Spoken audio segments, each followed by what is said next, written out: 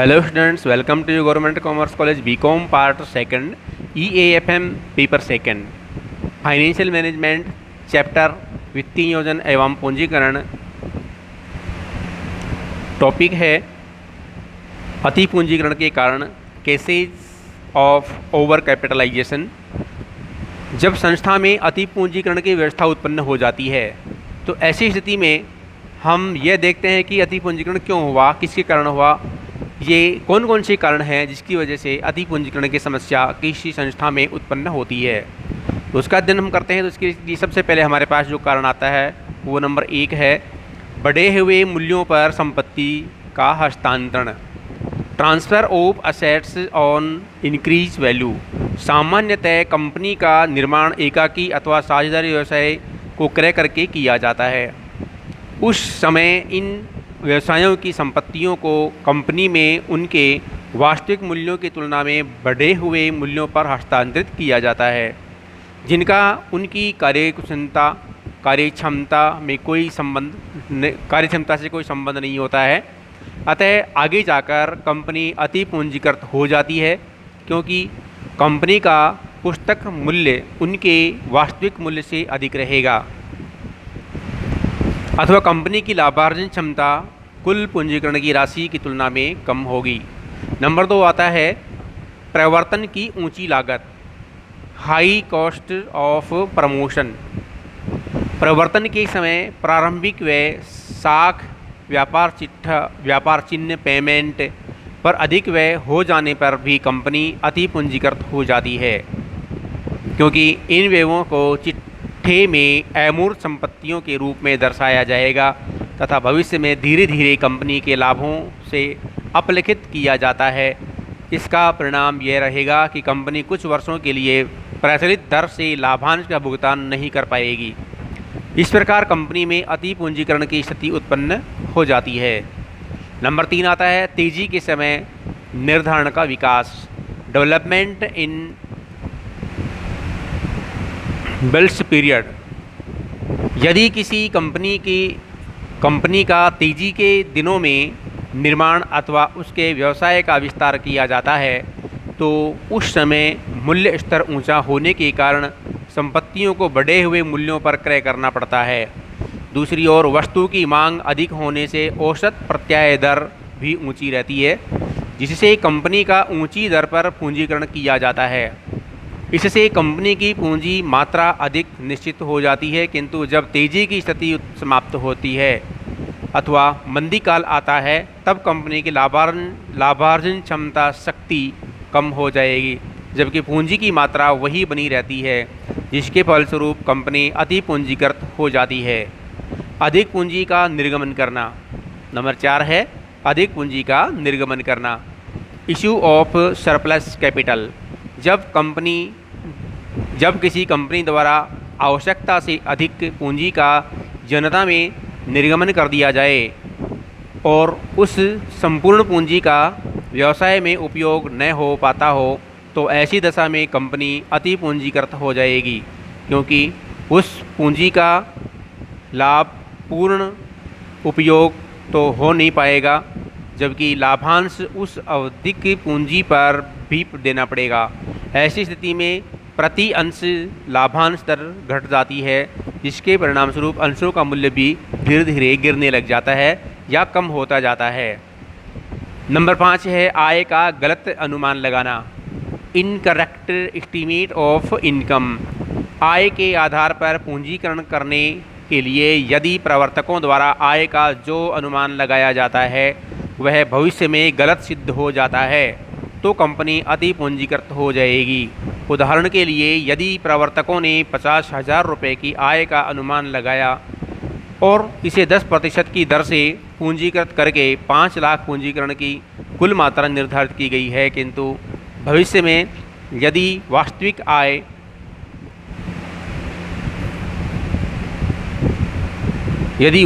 आय 35,000 रुपये ही हो तो इस आय के लिए 10% से कुल पूंजीकृत 3,50,000 होनी चाहिए, जबकि वास्तविक पूंजीकरण 5 लाख रुपये है। अतः कंपनी 1,50,000 रुपये में अति पूंजीकृत मानी जाएगी। इस प्रकार से यह अति पूंजीकृत का एक उदाहरण है या फार्मूला है ज्ञात करने का। नंबर 7वां है इसमें पूंजी की कमी, लैक ऑफ कैपिटल। कभी कभी पूंजी की कमी भी अति पूंजीकरण का कारण बन जाती है, क्योंकि पूंजी की कमी की पूर्ति ऋण के रूप में उधार लेकर की जाती है, जिस पर पूंजी पर ऊंची दरों पर ब्याज का भुगतान किया जाता है। इससे कंपनी की आय का बहुत बड़ा भाग ब्याज के रूप में चला जाता है, जिसके परिणाम स्वरूप लाभांश वितरण के लिए कम धन बच पाता है। ऐसी स्थिति में अधिक समय तक जारी रहने पर अंशों का वास्तविक मूल्य गिर जाता है। उसके बाद नंबर 8 आता है दोषपूर्ण ह्रास नीति, डिफेक्टिव डेप्रिसिएशन पॉलिसी। यदि कंपनी अपनी स्थायी पूंजीगत संपत्तियों पर मूल्यह्रास, प्रतिस्थापन अथवा अप्रचलन से हानि के लिए पर्याप्त व्यवस्था अथवा आयोजन करती है, तो कुछ समय बाद संपत्तियों का वास्तविक मूल्य उनके पुस्तक मूल्य से कम हो जाएगा।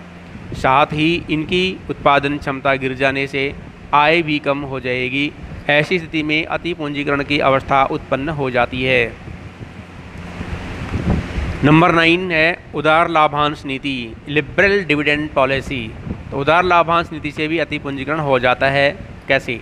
कुछ कंपनियां अपनी साख जमाने के लिए लाभों का व्यवसाय में पुनः विनियोग करने की अपेक्षा ऊंची दर से लाभांश घोषित करती है, जिसके लिए संचित एवं आधिक्यों का निर्माण, अधिशेषों का निर्माण नहीं करती है, जिसके कारण उनकी वित्तीय स्थिति सुदृढ़ नहीं हो पाती है एवं कुछ वर्षों के बाद अंशों का पुस्तक मूल्य वास्तविक मूल्य से अधिक हो जाता है। ऐसी स्थिति में अति पूंजीकरण की स्थिति उत्पन्न हो सकती है। नंबर 10 आता है टैक्स पॉलिसी, कर नीति। सरकार द्वारा अत्यधिक करारोपण से भी कंपनी अति पूंजीकृत हो जाती है। ऊंचे करों के कारण कंपनी की आय का काफ़ी बड़ा भाग आयकर के रूप में निकल जाता है तथा लाभांश वितरण के लिए बहुत कम धन शेष रह पाता है, जिससे अंशों का मूल्य गिरने लगता है, जो अंततः अति पूंजीकरण का प्रतीक माना जाता है। नंबर 11 है अल्प पूंजीकरण, अंडर कैपिटलाइजेशन। कभी कभी अल्प पूंजीकरण की स्थिति भी अति पूंजीकरण को जन्म देती है।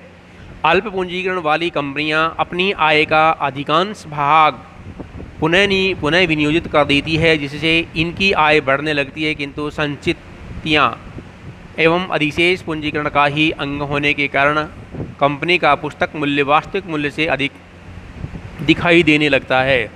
इसके अतिरिक्त अल्प पूंजीकृत कंपनियां अधिक ब्याज दर पर ऋण प्राप्त करती हैं, जिससे ब्याज का भार बढ़ने लगता है और अंशधारियों को मिलने वाली लाभांश की राशि कम हो जाती है। इस प्रकार कंपनी अति पूंजीकृत हो जाती है। अब इस पूरे अध्ययन से हमें ये बात पता चलता है कि कंपनी के अंदर जो कैपिटलाइजेशन किया गया है और कंपनी में जो प्रॉफिट होते हैं, उन प्रॉफिट से share holders, equity share holders को जो लाभांश दिया जाता है वो कितनी मात्रा में दिया जाता है और कैसे दिया जाता है।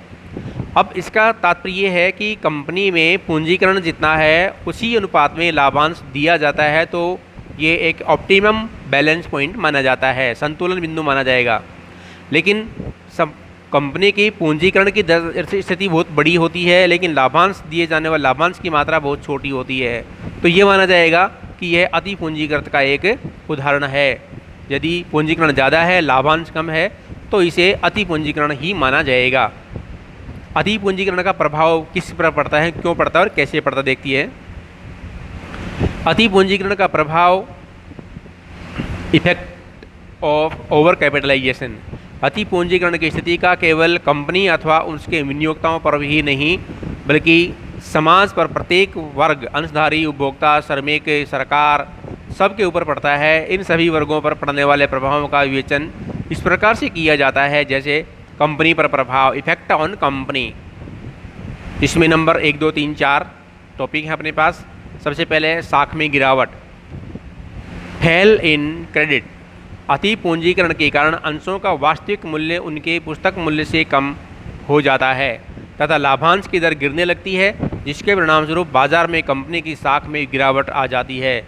दूसरा है पूंजी तथा ऋण प्राप्तियों में कठिनाई, difficulty in seeking capital and loan. कंपनियों की साख कम हो जाने के कारण विनियोक्ता वर्ग का कंपनी से विश्वास उठ जाता है, जिसके कारण विकास एवं विस्तार कार्यों के लिए अतिरिक्त पूंजी प्राप्त करना कठिन हो जाता है। इसके अतिरिक्त कंपनी को दैनिक कार्यकलापों के लिए कार्यशील पूंजी प्राप्त करने में कठिनाई आती है, क्योंकि ऋणदाता कंपनी में अपने ऋणों को सुरक्षित नहीं समझ पाते हैं। इसका कारण यह है कि अति पूंजीकृत कंपनियां नियमित रूप से ब्याज का भुगतान करने एवं समय पर ऋण की राशि लौटाने में असमर्थ रहते हैं।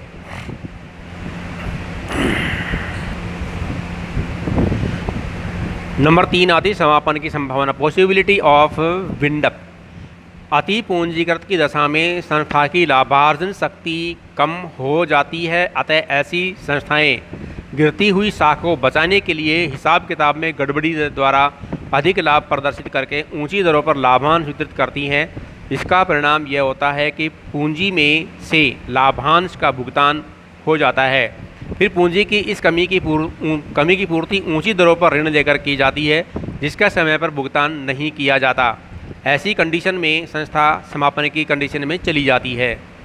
नंबर 4 आता है व्यापार संतुलन, इम्बैलेंस ट्रेड, व्यापार असंतुलन। अति पूंजीकृत संस्थाओं में मशीनों एवं अन्य संयंत्रों पर मूल्यह्रास, प्रतिस्थापन एवं नवीनीकरण आदि की समुचित व्यवस्था न होने से कार्य क्षमता में गिरावट आती है। इससे प्रति इकाई लागत में वृद्धि होती है, वस्तु की मांग गिर जाती है, अनावश्यक पूंजी व्यवसाय में फंसी रहती है। उसके बाद है अंशधारियों पर प्रभाव। तो अंशधारियों पर क्या प्रभाव आते हैं उसको देखते हैं।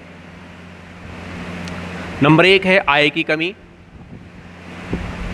अति पूंजीकृत कंपनियां लाभांश निजी दर पर वितरित करती हैं, जिससे अंशधारियों को मिलने वाली आय में कमी हो जाती है, अर्थात अंशधारियों को लाभांश कम मात्रा में मिल पाता है। पूंजी मूल्य में कमी। अति पूंजीकृत संस्था के अंशों का बाजार मूल्य कम हो जाता है, क्योंकि अंशों पर कम लाभांश मिलने के कारण उसके वास्तविक मूल्य में कमी आ जाती है। इस प्रकार अंशों का बाजार मूल्य कम होने लगता है। नंबर 3 है अंशों के संपार्श्विक मूल्य में कमी। संस्था की साख गिरने तथा अंशों का बाजार मूल्य कम हो जाने का एक परिणाम यह भी होता है कि अंशधारियों के लिए उनके अंशों का संपार्श्विक मूल्य कम हो जाता है। इससे अंशधारियों को अंशों की जमानत पर ऋण प्राप्त करने में कठिनाई होती है। बैंक अथवा अन्य ऋणदात्री संस्थाएं अति पूंजीकृत संस्थाओं के अंशों की जमानत पर ऋण देने में संकोच करती हैं। नंबर 4 पुनर्गठन पर हानि। यदि अति पूंजीकृत को दूर करने के लिए किसी संस्था का पुनर्गठन किया जाता है तो उसके कारण उत्पन्न हानि एवं व्ययों का भार अंशधारियों पर ही पड़ता है। यही नहीं, उनको नई कंपनियों में पुराने अंशों के अनुपात में कम अंश ही प्राप्त होते हैं। उसके बाद आता है नंबर 3 श्रमिकों पर प्रभाव। श्रमिक प्रभाव के लिए एक आता है, इसमें नंबर 1 है श्रम सुविधाओं की उपेक्षा, लेबर अनरेस्ट। अति पूंजीकरण के कारण संस्था के लाभों में कमी हो जाती है, जिसके परिणाम स्वरूप श्रमिकों को दी जाने वाली सुविधाओं तथा उनके हितों की अपेक्षा की जाती है। नंबर 2 छंटनी एवं वेतन की कमी, lack of retirement and salary. अति पूंजीकृत संस्थाएं लाभों की कमी को पूरा करने के लिए कभी कभी श्रमिकों की छंटनी शुरू कर देती है अथवा उनका वेतन कम कर दिया जाता है। इससे श्रमिकों को हानि होती है तथा बेरोजगारी बढ़ने लगती है। और समाज पर प्रभाव, मूल्य स्तर में वृद्धि, इंक्रीज इन प्राइस लेवल।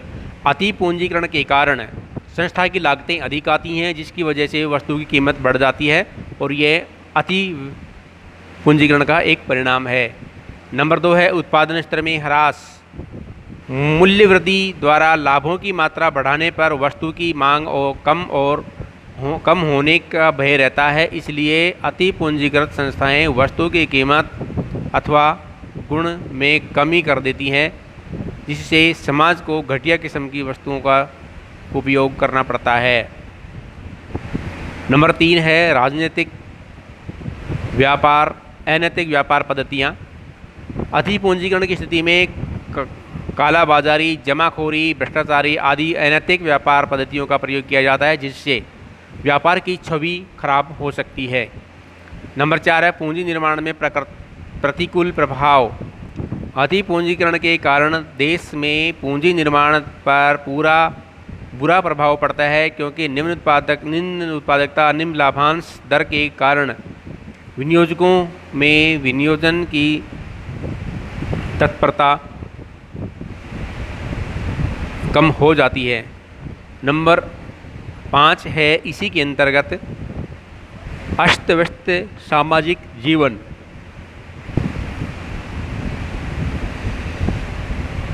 अति पूंजीकरण के कारण अनेक व्यावसायिक संस्थाओं की आर्थिक स्थिति खराब होने से उनका समापन कर दिया जाता है, जिससे श्रमिकों में बेरोजगारी फैलती है तथा उत्पादन अवरुद्ध हो जाता है। इन सब का यह परिणाम होता है कि देश में आर्थिक एवं सामाजिक जीवन अस्त व्यस्त हो जाता है। धन्यवाद।